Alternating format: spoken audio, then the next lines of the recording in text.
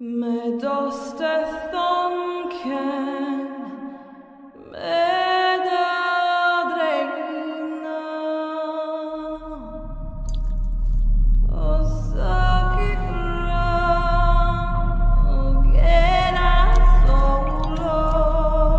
Ang kataas-taasan, kagalang-galangang katipunan ng mga anak ng bayan o mas kilala bilang kilusang KKK o Katipunan ay itinatag ni Andres Bonifacio noong ika-7 ng Hulyo 1872, ang araw kung saan mismo itinatapon at ikinulong si Dr. Jose Rizal sa Dapitan. Ang kilusan ng Katipunan ay may 3 layunin. Una ay ang makamtam ng Pilipinas ang kalayaan sa Espanya sa pamamagitan ng paghihimagsik. Ikalawa ay ang maipalaganap ang kagandahang loob, kabutihang asal, katapatan, katapangan, at ang paglaban sa bulag na pagsunod sa relihiyon. Huli at ikatlo ay tulungan at ipagtanggol ang mahihirap at inaapi. Noong una pa lamang ang kilusan, lahat ng mga kasaping nito ay pawang mga lalaki lamang. Ngunit, noong taong ika-1873, binuksan nila ang pinto para sa mga kababaihan na handang lumaban para sa kalayaan ng kanilang tinubuan lupa. Nagawang maitago ni Bonifacio at ng kanyang mga kasamahan ang kilusan mula sa mata ng mga Espanyol habang sila ay patuloy na nagpaparami ng kasapi at nagpapalakas ng puwersa. Noong ika-3 ng Mayo, 1876, nagkaroon ng operasyon upang iligtas si Dr. Jose Rizal sa Dapitan upang pangunahan ang magaganap na revolusyon laban sa mga Kastila. Ngunit, hindi ito sinang-ayunan ni Rizal sa kadahilan ng wala pang maayos at konkretong plano at sapat na kagamitan na gagamitin para sa pakikidigma. Noong ika-19 ng Agosto, 1876, si Teodoro Patiño, isang mamamahayag sa Diario de Manila, ay ikinuwento ang lahat ng tungkol sa kilusan sa kanyang kapatid na si Honoria. Sa naging reaksyon ni Honoria, napukaw nito ang atensyon ng mga madre sa kumbento at sinabihan si Honoria na ilahad ang lahat ng kanyang nalalaman kay Padre Mariano Gil, pari sa parokya ng Tondo. At dahil dito, inabisuhan ni Padre Mariano ang mga Gwardiya Sibil na puntahan ang nasabing pahayagan at ito na ang naghudyat ng pagkakabunyag ng kilusan. Kaptilyanang Katipunan. Una, ang kabuhayang hindi ginugugol sa isang malaki at banal na kadahilanan ay kahoy na walang lilim, kundi damong makamandag. Ikalawa, ang gawang magaling na nagbubuhat sa pagpipita sa sarili at hindi sa talagang nasang gumawa ng kagalingan ay di kabaitan. Ikatlo, tunay na kabanalan ay ang pagkakawag-gawa, ang pag-ibig sa kapwa at ang isukat ang bawat kilos, gawa't pangungusap sa talagang katuwiran. Ikaapat, maitim man at maputi ang kulay ng balat. Lahat ng tao ay magkakapantay. Mangyayari ang isa ay higtan sa dunong, sa yaman, sa ganda, ngunit di mahihigtan sa pagkatao. Ikalima, ang may mataas na kalooban, inuuna ang puri sa pagpipita sa sarili. Ang may hamak na kalooban, inuuna ang pagpipita sa sarili sa puri. Ika-6, sa taong may hiya, salita'y panunumpa. Ika-7, huwag mong sasayangin ang panahon. Ang yamang nawala'y mangyayaring magbalik, ngunit panahong nagdaan na'y di na muli pang magdadaan. Ika-8, pagtanggol mo ang inaapi at kabakahin ang umapi. Ika-9, ang taong matalino'y ang may pag-iingat sa bawat sasabihin at matutong ipaglihim ang dapat ipaglihim. Dekalogo. Una, ibigin mo ang Diyos ng buong puso. Ikalawa, pakatandaang lagi na ang tunay na pag-ibig sa Diyos ay isyaring pag-ibig sa tinubuan. at iyan din ang pag-ibig sa kapwa. Ikatlo, tanim sa iyong puso na ang tunay na kahalagahan ng purit kaginhawahan ay ang ikaw ay mamatay dahil sa ikakaligtas ng inang bayan.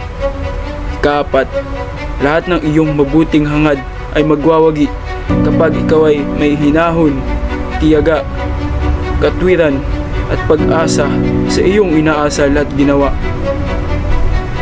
Ika-5, pag-ingatan mo kapara ng pag-iingat sa sariling puri ang pasya at adhikain ng KKK.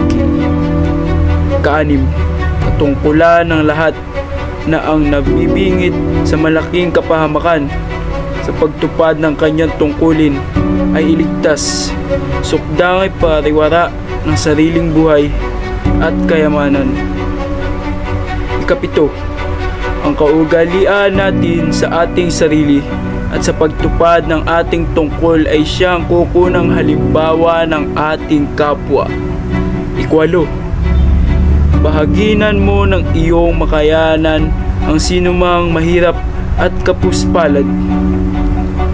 Ika-9, ang sipag sa paggawa ng iyong ikabubuhay ay siyang tunay na sanhi ng pag-ibig, pagmamahal sa sarili, sa iyong asawa at mga anak, sa iyong kapatid at mga kababayan.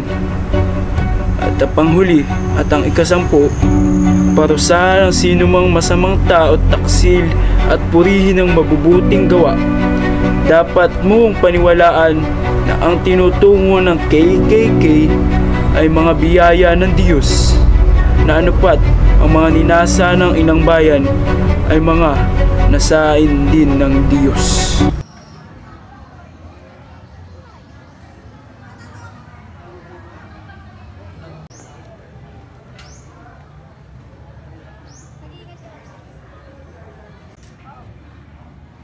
Sa dating mong laban. Napakarami na ang naging biktima ng mga Espanyol. At mas marami pa ang mamamatay pag hindi natin mapigilan ang kanilang pang-aapi. Sa labanang ito, isusuong natin ang ating mga buhay sa panganib. Ilang araw mula ngayon, sa gabi ng 29, sisimulaan na natin ang revolusyon!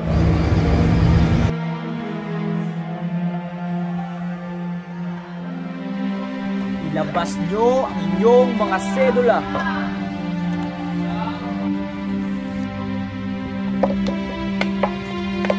Tapos ang pananakop ng Espanya, nasa atin ang kapalaran ng susunod na henerasyon.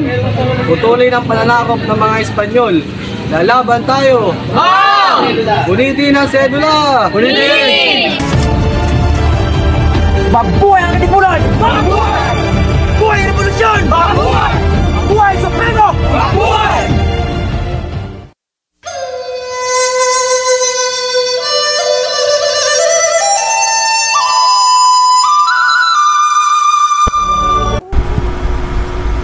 Mahal, mag-ingat ka sa iyong laban. Paglabanin mo at ingatan ang iyong buhay. Nawa ikaw ay makita at mayakap ko pa ng buong buo. At hindi na sila rin sa bahay na malamig na bangkay. Mahal, mag-ingat ka. Ako'y maghihintay.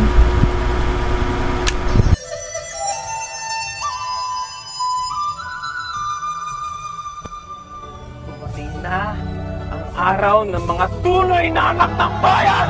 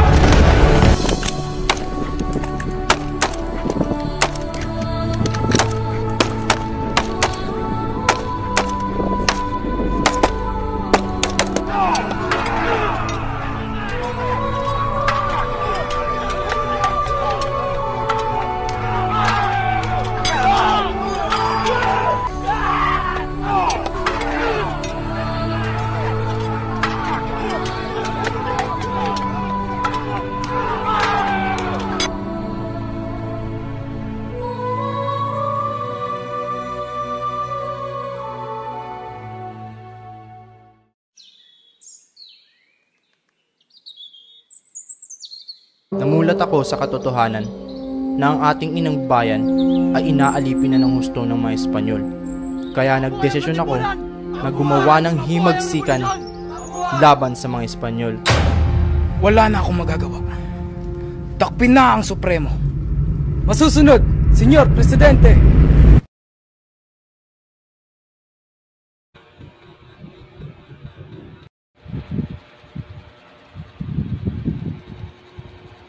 The person 3, 2, 1.